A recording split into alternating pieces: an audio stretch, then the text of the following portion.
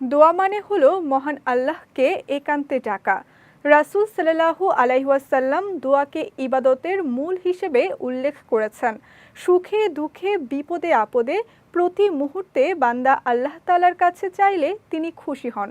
তবে আল্লাহ ও তার রাসূল কিছু বিষয়ে বা কিছু বাক্য দ্বারা দোয়া করতে নিষেধ করেছেন। বিস্তারিত ডেস্ক রিপোর্টে।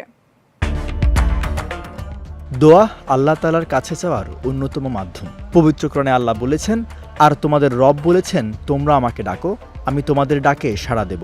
তবে ইসলামে কিছু বিষয়ে বা বাক্য দ্বারা দোয়া করা নিষেধ আছে। অনেক সময় মানুষ পরিণাম না ভেবেই অধৈর্য হয়ে সন্তান সন্ততি সহ নিকটাত্মীয়দের জন্য বদদোয়া করে বসে। পবিত্র কোরআনে মানুষের এই অধৈর্য আচরণের কথা উল্লেখ করে আল্লাহ বলেন, আর মানুষ যেভাবে কল্যাণ কামনা করে সেভাবেই অকল্যাণ কামনা করে। বস্তুত মানুষ খুব বেশি তাড়াহুড়োকারী।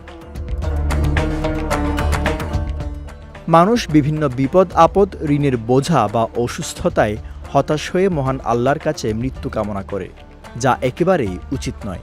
রাসূল সাল্লাল্লাহু আলাইহি ওয়াসাল্লাম তার উম্মতদের কঠিন বিপদেও মৃত্যু কামনা করতে নিষেধ করেছেন। হাদিস শরীফে রাসূল সাল্লাল্লাহু আলাইহি ওয়াসাল্লাম বলেছেন, তোমাদের কেউ যেন মৃত্যু কামনা না করে এবং মৃত্যু আসার আগে যেন মৃত্যুর জন্য দোয়া না করে, কেননা তোমাদের মধ্যে কেউ মারা গেলে তার আমল বন্ধ হয়ে যায়, আর মুমিন লোকের বয়স তার কল্যাণই বাড়িয়ে থাকে। অন্যদিকে পরকালীন শাস্তি থেকে বাঁচার আশায় অনেকেই ইহকালে নিজের শাস্তি কামনা করেন।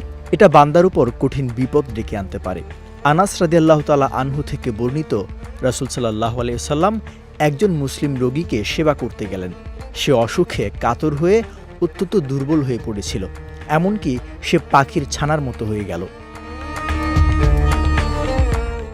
প্রিয় নবী তাকে বললেন, তুমি কি কোনো বিষয়ে প্রার্থনা করেছিলে অথবা আল্লাহর কাছে বিশেষভাবে কিছু চেয়েছিলে?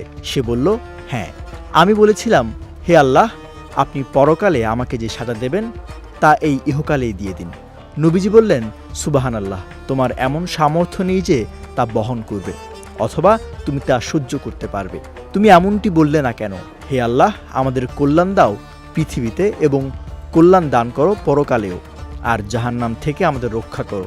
বর্ণনাকারী বলেন, তখন তিনি তার জন্য আল্লাহর কাছে দোয়া করেন আর আল্লাহ তাকে সুস্থ করে দেন।